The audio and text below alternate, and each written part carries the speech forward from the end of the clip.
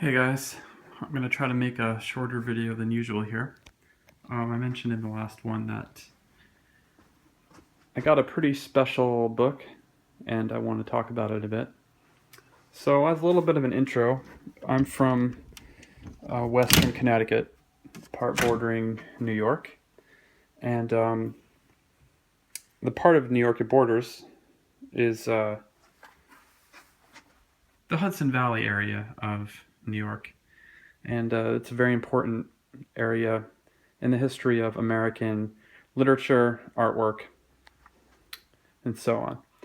Uh, Probably the earliest, or sorry, one of the most well-known uh, authors that wrote about uh, the Hudson Valley uh, was Washington Irving, and his two most famous stories take place in the Hudson Valley: Rip Van Winkle and The Legend of Sleepy Hollow, which are two of my favorite short stories of all time, and kind of capture what I love about uh, that part of my home area and sort of the atmosphere that I enjoy about it.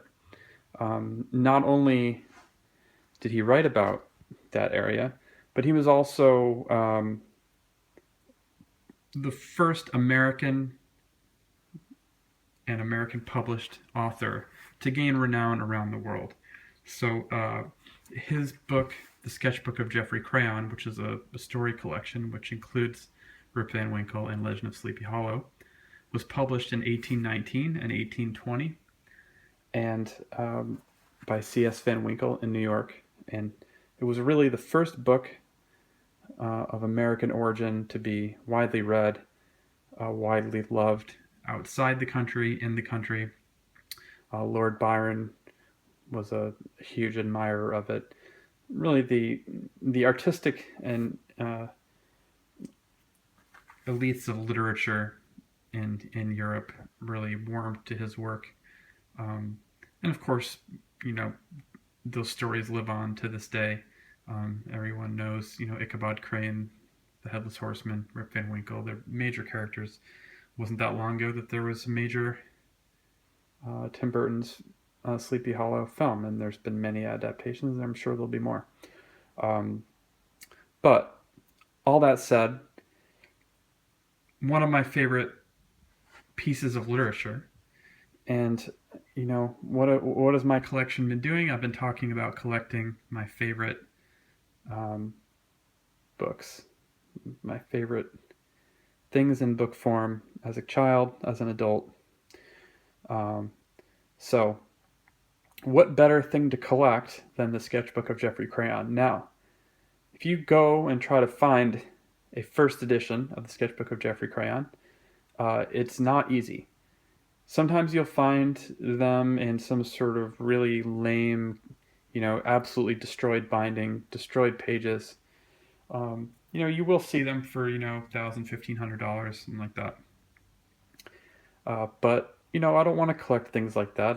As you can see by my collection, I'm not really interested in collecting things that look like ass. So I've been looking for the past couple of years for a first edition of the Sketchbook of Geoffrey Crayon. Now, about a year ago, I found a listing for one, and the listing was not only was it the first editions of all 7 of the parts, which were originally published in paperback, really, pamphlet back, not even bound as far as I know, in 7 separate chunks. And there was a hardcover thing later in England, but the original first edition was not bound. So the listing I found was not only was it all the first editions, but they were bound by John Roulstone, thought of as one of the first, if not the first, fine binder in the United States. And it was supposedly in beautiful condition. It was listed for $15,000. I kind of shook my head, thinking, there's no way that I would do that. Why even bother? I kept going back and looking at it. I freaked out one time when it was taken offline and the listing was gone, and I was like, oh, he sold it. Even if I wanted to buy it someday, now I can't. But it came back. The guy was just on vacation or something and had removed his books from the ABAA site. And it was back. So earlier this year, I had some money. I said, there's no possible way. I'm not stupid. I'm not going to spend that much for it. But I made an offer, and it was, significantly less than the listed price. Well below, not, about half price. And to my amazement, he accepted it. So, let me show you proudly what I got here. Just give me a second. This is the first book I've owned with a slipcase. And take a look at the slipcase here. This is a later slipcase. To give you a little more information about this actual book, John Roulstone, like I said, was maybe the first fine binder in the United States.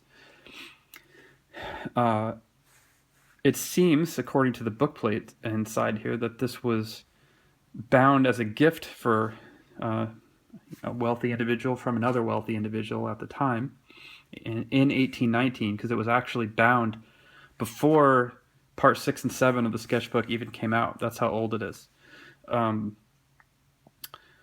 And eventually it made its way to the book collection of Michael Papantonio. He was a very famous book collector who specialized in early American bindings.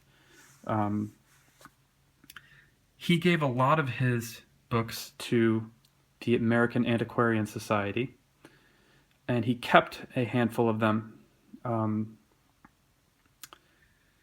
And this is one of the ones he kept. He couldn't part with it. He thought it was one of the most important ones. Eventually it ended up at a fine dealer who purchased some of his collection when he passed away in the 80s. And eventually it made its way to the person I bought it from. I have a description right here. I keep it off camera. Has still a little too much information here. So it is bound in full straight grain scarlet goatskin by John Roulstone, with gilt board edges and turn-ins and marbled end papers. It was presented to Horatio Robinson from Norris Marshall Jones in 1820. And this book is actually mentioned in a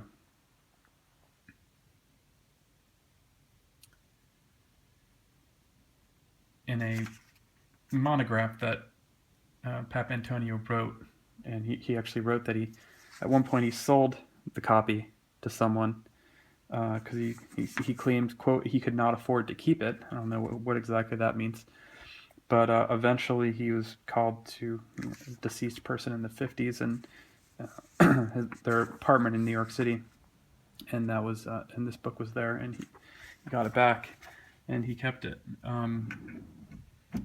till his death. So here's the slipcase. I'm guessing this was a Papantonio made slipcase. It doesn't look very old. And I'm going to put the phone down for a second.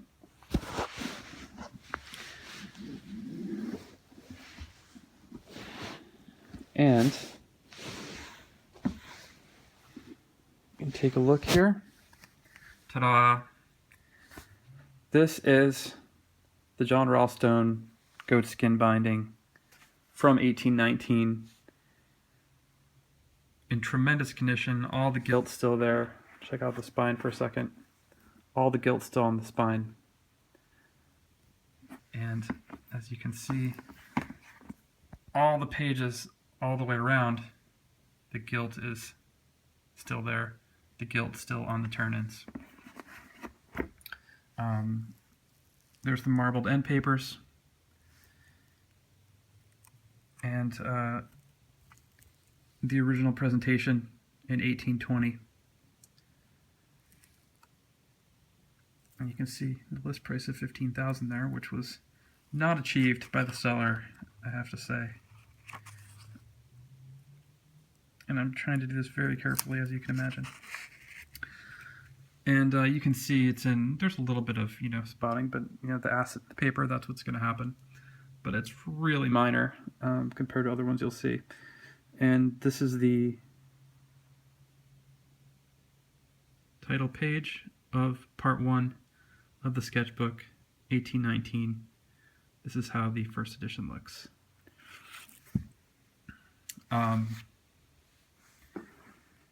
Now, as I said, this is parts 1 through 5. It was bound, one of the earlier fine bindings that was ever done in the U.S. One of the earliest examples known. But it is only parts 1 through 5, which does include Rip Van Winkle. Legend of Sleepy Hollow is a later piece. Hold on 1 second again. So, Papantonio did have the other parts, and he had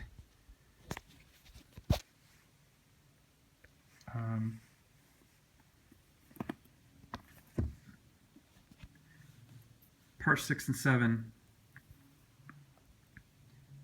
bound. I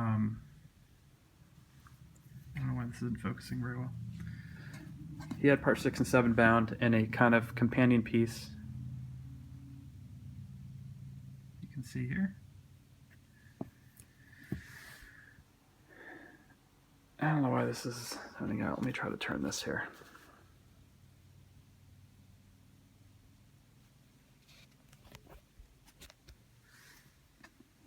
Anyway, hopefully it'll be fixed.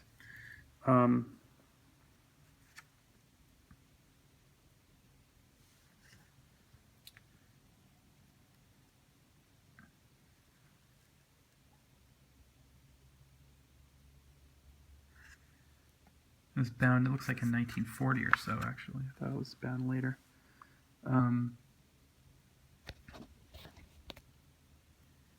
So this is part 6 and 7 in here.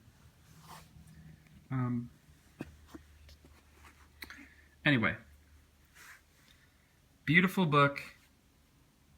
I'm very lucky, feel very lucky to have it. And that's all for now about that book. Now, one other thing I wanted to say is that I went to a book fair and got another Caldecott, but I'm going to talk about that when I get a couple more things, probably next week. And hope that you liked seeing the book. Sorry, this seems to have gone out of focus later in the video, but you got a good look at it earlier. And now I'm going to put the phone down and make sure that I treat this very carefully putting it back. So I'll see you guys in the next video.